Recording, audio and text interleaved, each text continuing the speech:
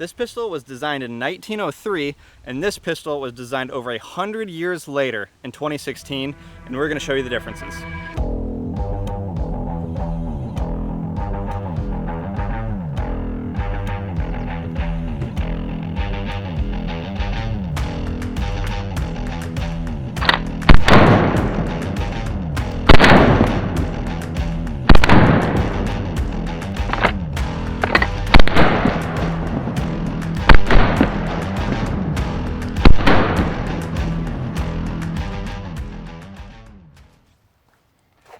This is the Colt Woodsman 22 pistol, and according to our research, this was to fill a need for a reliable, accurate, and aesthetically pleasing semi-automatic 22 pistol for recreational shooting, hunting, and even competition use. And looking at it, it kind of has that competition style look to it, which I'm assuming was well ahead of its time.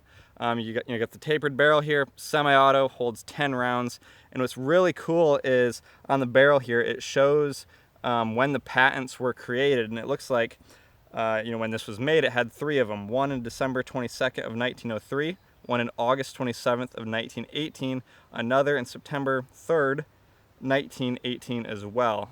So well over 100 years old. It looks super cool. It's super minimal. Has these textured wood grips here, and then the action or the slide here looks super cool too. It's got just a very unique looking slide to it, which is quite a bit different than that 22 I've got over there that we'll go over in a minute. We're gonna shoot this on some paper here at roughly 15 yards with this bench to try to be as accurate as I possibly can be. It is labeled as a target pistol. However, these sights here are not going to be as accurate as the red dot. I'm fairly certain of that. And I have not shot this gun in well over 10 years. So it's going to be all new to me. The trigger, the sights, the feel to it. Granted, it does feel super good. I mean, this is an extremely lightweight pistol. The angled grip there feels awesome too. So got a magazine loaded up. Let's throw it in and shoot 10 rounds of this paper and see what we get.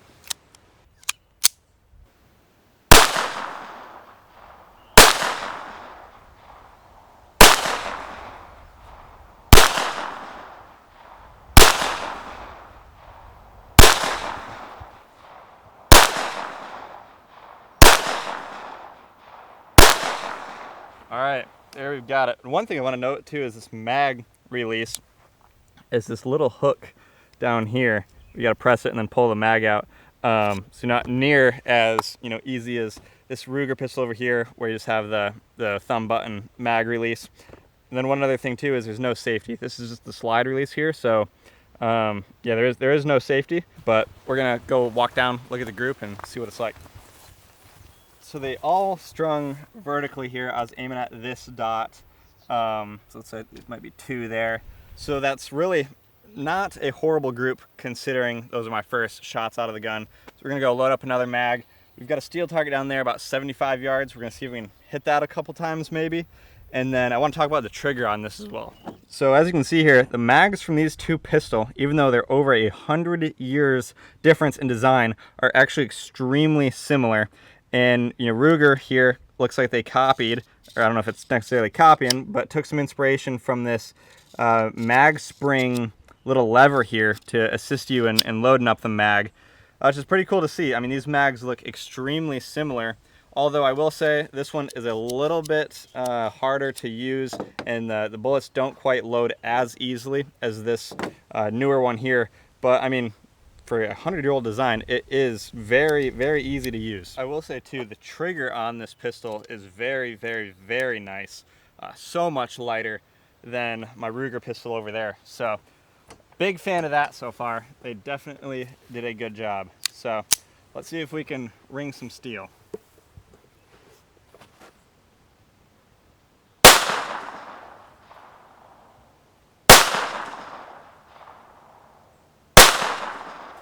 Not looking good so far.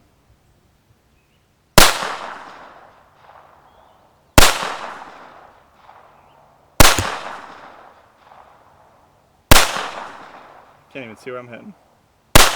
There we go.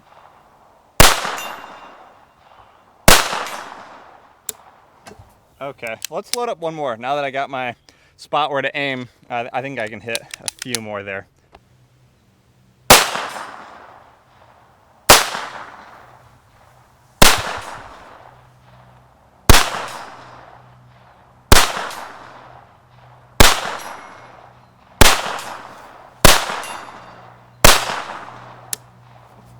All right, I don't know how many that was, but it was definitely the majority.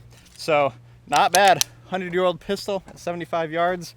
I'd say I hit, gosh, I don't know, at least 6, like, right? 6, 7, 8? Yeah, I would say 6, 7. Might have missed a couple there. It's really hard to tell with earmuffs on and that 22 just, you know, barely punching that steel. And they're swinging plates too, so they absorb a little bit of the energy. Couldn't really hear. Not sure how well we'll be able to see on the big camera, but overall, a really, really, really cool pistol. I mean, Colt makes some incredible stuff, and they have for a long, long, long time. So this is just a great pistol, so much fun to shoot. The trigger's incredible, feels super good in the hand. But now we are going to make it a little bit more modern and go to our next 22 pistol. So a lot can happen in 100 years, and that's no different for pistol design as well. Here's a Ruger Mark IV, and it's the tactical version of the 2245. You know, threaded barrel. We got Picatinny rails, got a red dot on top. Just a much beefier grip, bull barrel. Pretty much in every single way that you look at this, it's way more modernized. Just the whole tactical look of it in general makes it look completely different than that Colt. This is still an insanely accurate gun. It's a ton of fun to shoot. As you can see here, the action looks a little bit different as well. And then you just have this, I guess it'd be called a charging handle, I believe, sticking out the back here. And I will say right off the bat, I don't even need to shoot this because I have shot it quite a bit. The trigger on this is so much worse than that Colt. So definitely a point to the Colt there, but with this red dot, I think, you know, on this paper here, I'm gonna be way more accurate. Still shooting off a bench, of course. So let's load up a mag and aim at one of these red dots and see how tight of a group we can get.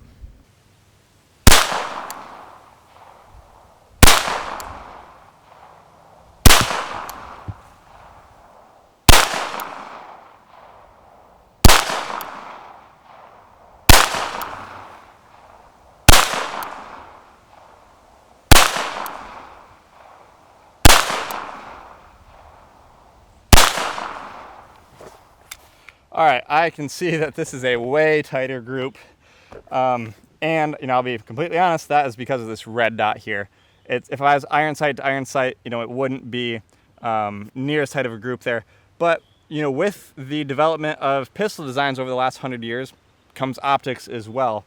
And this gun was made to put an optic on it, so that's what we have. So before, you know, anyone says, oh, it's not an apples to apples comparison, I mean, it's not necessarily supposed to be. Like, this is the whole design here, is for this to have a red dot, and that pistol is not designed to have a red dot on it. So if the gun will take it, I'm gonna put it on it to make me the most accurate shooter. I mean, that's what this whole progression with everything is, from cars to guns to bows, you know, all of it. So yeah, it's gonna be more accurate with a red dot. I will say though, the trigger on this is like not even close to as good as that Colt pistol, but let's go down and see what this group looks like.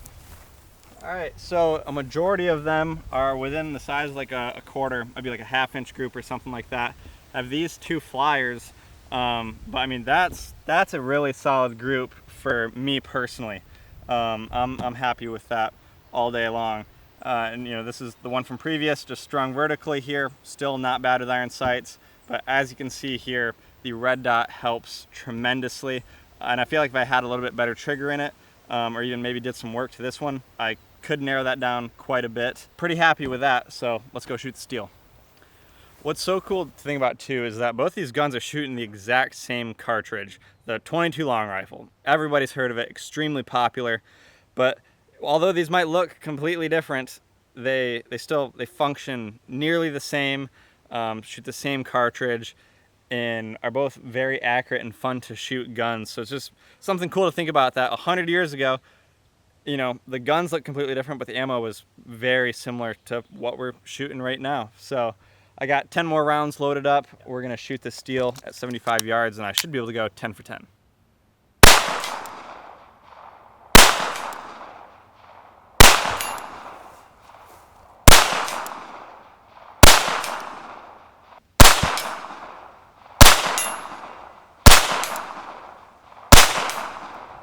All right, 9 for 9. Man, that red dot makes it so incredibly easy that I'd say nearly anyone who has, a little bit of time behind a pistol could pick this up and probably go 9 for 9 as well. So an extremely fun gun to shoot. Absolutely love the red dot on top of it.